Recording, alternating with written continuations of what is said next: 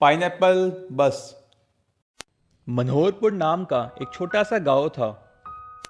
उस गांव में कोई भी स्कूल नहीं था और किसी को भी पढ़ने के लिए 50 किलोमीटर दूर जाना पड़ता था। इस वजह से उस गांव में कोई भी पढ़ा लिखा नहीं था। गांव के सारे बच्चे दिन भर खेलते और अपने माँ बाप के साथ काम करवाते। उसी गांव में विक्की नाम का एक आदमी था। वो एक साइकिल पंचर की दुकान पे काम करता और थोड़े बहुत पैसे कमाता। मेहनती होने के साथ साथ विक्की दिल का बहुत अच्छा आदमी था। वो बच्चों को काम करता देख बहुत दुखी होता और सोचता, अगर ये बच्चे स्कूल नहीं गए तो आगे चल के इन्हें भी मेरी तरह छोटा मोटा काम ही करना पड़ेगा। कैसे भी करके इन बच्चों को स्कूल भेजना चाहिए। एक दिन उनके गांव में टूरिस्ट बस आई।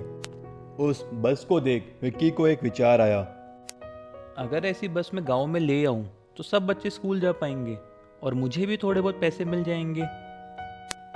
उसने ये सारी बातें अपने पिताजी को बताई।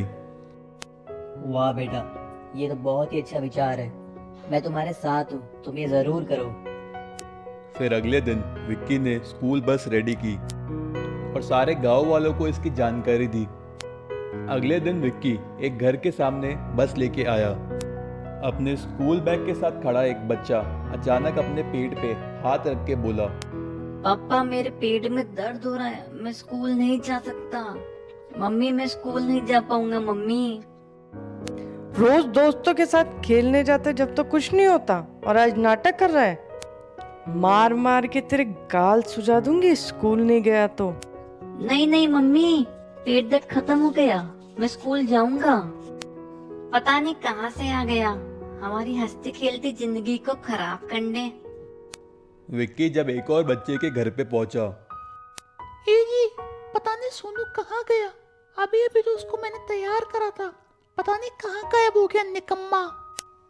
अजी मुझे पता है वो कहाँ छुपा होगा, कहकर एक पेड़ के पीछे से उसे लेके आए। ऐसे ही सारे बच्चे रोते हुए बस में गए। विक्की ने उन्हें स्कूल में छोड़ा। फिर वो वहीं खड़ा सोचने लगा, बच्चे अपने आप स्कूल जाए तो ही बढ़िया है। ऐसे बिना मन के स्कूल जाना तो जेल में जाने के बराबर है। मुझे इसके बारे में कुछ करना होगा। अगले दिन विक्की शहर में एक मैकेनिक के पास अपनी बस लेके गया और उससे कुछ बताने लगा।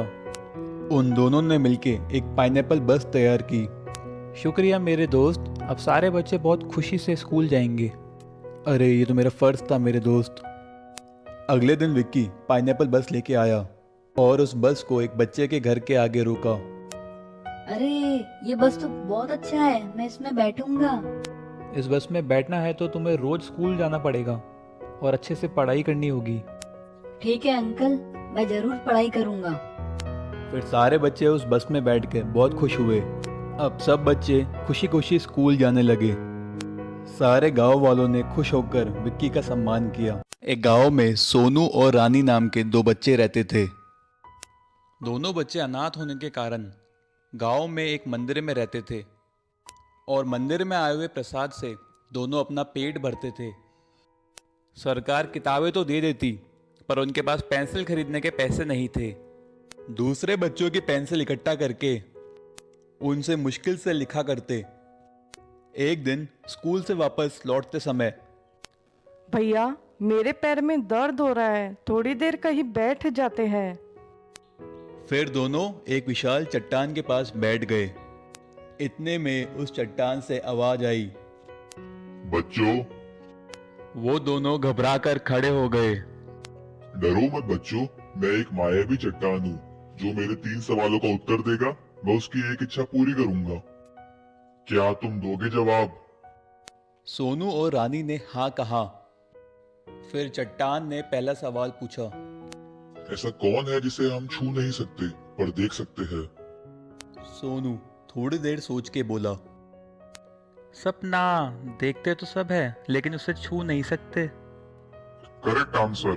अब दूसरा सवाल, वह कौन है जो हमेशा बढ़ती है मगर कभी कम नहीं होती? रानी ने तुरंत जवाब दिया, हमारी उम्र हमेशा बढ़ती है, कभी कम नहीं होती। अरे वाह, तुम लोग तो बहुत होशियार हो। अब तीसरा सवाल पूछ रहा हूँ, ये थोड़ा मुश्किल है। वह कौन सी चीज है जो एक जगह से दूसरी जगह जाती तो है पर अपनी जगह से हिलती नहीं? दोनों कुछ समय विचार करने के बाद बोले, सड़क खुद नहीं हिलती, लेकिन एक जगह से दूसरी जगह जाती तो है। तुम दोनों साधारण नहीं हो, तुम्हें जो चाहिए वो मांगो। मुझे हमेशा लिखने वाली पेंसिल चाहिए। मुझे रोज स्कूल जाने के लिए एक वाहन चाहिए। ठीक है, तुम दोनों की इच्छा इससे पूरी हो जाएगी। और एक पेंसिल प्रकट हुई। सोनू, ये पेंसिल कभी खत्म नहीं होगी। और रानी, जब तुम चाहो ये पेंसिल बड़ी हो जाएगी, तुम दोनों इस पे बैठ के स्कूल आ जा सकते हो। दोनों ने चट्टान को थैंक यू बोला। उसके बाद जब भी रानी चाहती वो पेंसिल बड़ी हो जाती और दोनों उस पर बैठकर आसमान में पहाड़ों के ऊपर से उड़कर स्कूल जाने लगे। स्कूल के पास उतरते ही वो पेंसिल छोटी हो जाती और सोनू उसी पेंसिल से लिखने लगा। उसी स्कूल में गोपी नाम का एक लालची बच्चा भी था। उसने एक दिन दोनों को पेंसिल में बैठकर जाते हुए देखा। एक दिन सोनू की पेंसिल छीनकर वो उस पर बैठ गया। पेंसिल उड़ने लगी। हे हे हे हे, अब इस पेंसिल पे मैं उड़ूंगा।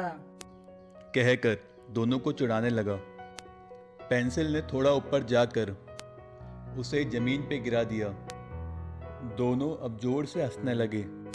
देखते ही देखते दोनों अपनी पढ़ाई पूरी कर अच्छी नौकरी में लग गए।